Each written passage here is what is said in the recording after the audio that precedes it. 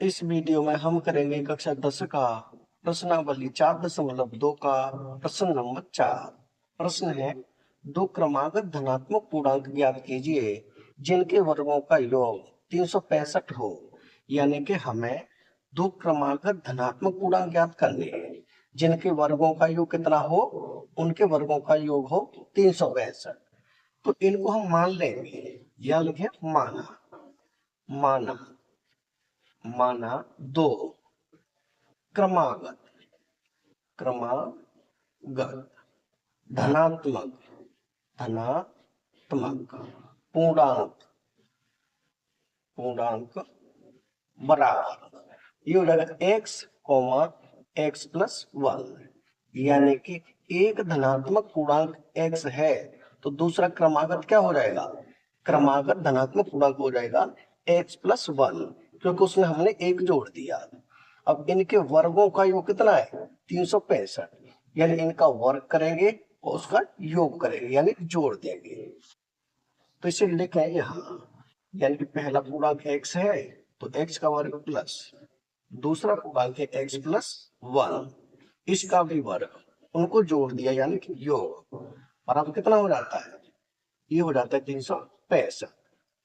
अब हम x का वर्ग करेंगे तो ये हो जाएगा x वर्ग प्लस ये है x प्लस वन का होल स्क्वायर।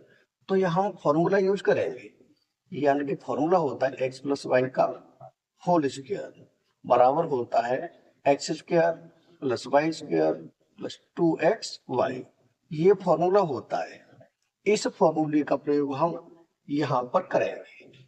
x की जगह पे x ही है, y की जगह पे एक है, तो यहाँ लिखें x वर्ग यानी कि x का ही वर्ग प्लस y वर्ग, y की जगह पे क्या है एक है तो ये एक का वर्ग प्लस 2xy, तो 2 x की जगह पे x और y की जगह पे 1 बराबर कितना है 365। ये हो गया 365। इसे आगे हल करेंगे तो ये x का वर्ग तो यही रहेगा x वर्ग प्लस यहाँ x का वर्ग करेंगे तो ये हो जाएगा x का वर्ग प्लस एक का वर्ग करेंगे तो एक प्लस दो का गुणा एक से, दो एकम दो और ये x, ये हो जाएगा 2x बराबर कितना है 365। तो यह हो जाएगा 365।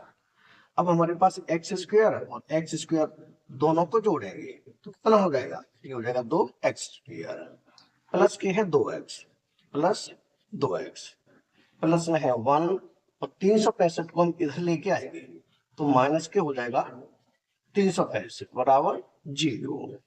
इसे आगे हम करेंगे तो ये 2x square plus 2x plus के एक है माइनस के 365 है, तो 365 में से एक घटाएंगे तो यहाँ बचेगा माइनस के 364 बराबर है 0 के। अब हम देखेंगे दो यहाँ भी है, दो यहाँ भी है, दो इसमें भी है, यानी कि दो सम में कॉमन है, तो दो सम में से हम कॉमन ले लेंगे तो यहाँ क्या बचेगा, यहाँ बचेगा एक्स स्क्वायर, तो ये एक्स स्क्वायर प्लस 2x है, दो कॉमन ले लिया बचेगा x माइनस दो का भाग देंगे इसमें तो एकम दो, अच्छा एक संख्या हुए 16, दो अट्ठे 16 और दो दूनी 4 बराबर 0। अब हमारे पास ये x square plus x minus 182 बराबर 0, ये बन गया द्विघात समीकरण। अब हम क्या करेंगे 182 के ऐसे गुणनखंड करेंगे, ऐसे टुकड़े करेंगे कि घटाने पर एक आ जाए। तो यहाँ करें 182 के गुणनखंड, ये 182 दो का भाग चला जाएगा यानी ये हो जाएगा 2 निम्न 18 और 2 एकन 2।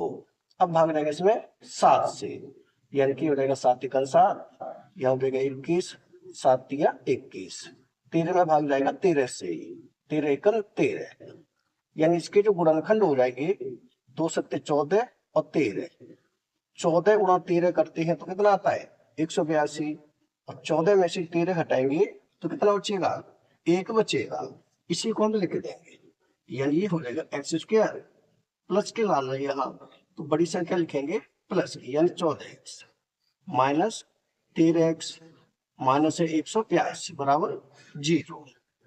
अब लेंगे कॉमन, यानी कि इसमें से और इसमें से, तो इसमें क्या कॉमन है, यहाँ कॉमन है x तो x हमने कॉमन ले लिया, यहाँ क्या बचेगा, x बचेगा प्लस ये x बाहर आ गया, यहाँ बचेगा 14। अब यहाँ क्या कॉमन है, यहाँ से कॉमन लेंगे हम -13, तो यहाँ ले लिया -13, यहाँ बचेगा x और यहाँ माइनस कॉमन लेने पर निशान बदल जाएगा, यानी यह हो जाएगा प्लस के। 13 का भाग 182 में देंगे तो ये जाएगा 14 बार बराबर 0।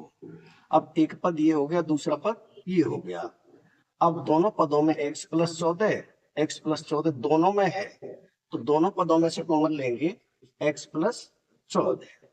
यह क्या बचेगा, यह बचेगा x और यह बचेगा -13 बराबर है 0 के। अब इन दोनों को हम 0 के बराबर करेंगे, तो यहाँ कर देता हूं मैं आगे, यानी ये है x प्लस 14, तो यहाँ करें x प्लस 14 बराबर है 0, यानी ये हो जाएगा x बराबर -14। x का मान आ गया -14, x का मान आ गया -14। अब दूसरा मान हम यहाँ से निकाल लें, यानी ये है x -13 बराबर 0। ये हो जाएगा x बराबर -13 को उधर ले जाए तो हो जाएगा प्लस के 13, x बराबर 13 सही होगा। ये x बराबर -14 सही नहीं होगा, क्यों नहीं होगा, क्योंकि हमें धनात्मक पूर्णांक ज्ञात करने और यह है ऋणात्मक, तो ये सही नहीं हो सकता। x बराबर कितना हो जाएगा 13, अगर एक पूर्णांक हो गया 13 तो दूसरा क्या होगा x प्लस 1, यानी कि x के मान में 1 जोड़ देंगे तो यहाँ हो जाएगा x प्लस 1, यानी कि ये हो जाएगा 13 प्लस 1 बराबर हो जाएगा ये 14, यानी कि पूर्णांक हो जाएंगे 13 और 14। तो यहाँ उत्तर लिखने 13 और 14, ये हो जाएगा हमारे दो क्रमांक धनात्मक पूर्णांक 13 और 14, यही हो जाएगा हमारा उत्तर। यानी कि प्रश्न नंबर 4 हो चुका है कंप्लीट। अगर वीडियो पसंद आए तो लाइक करें, कमेंट करें, अपने दोस्तों के साथ शेयर करें। धन्यवाद।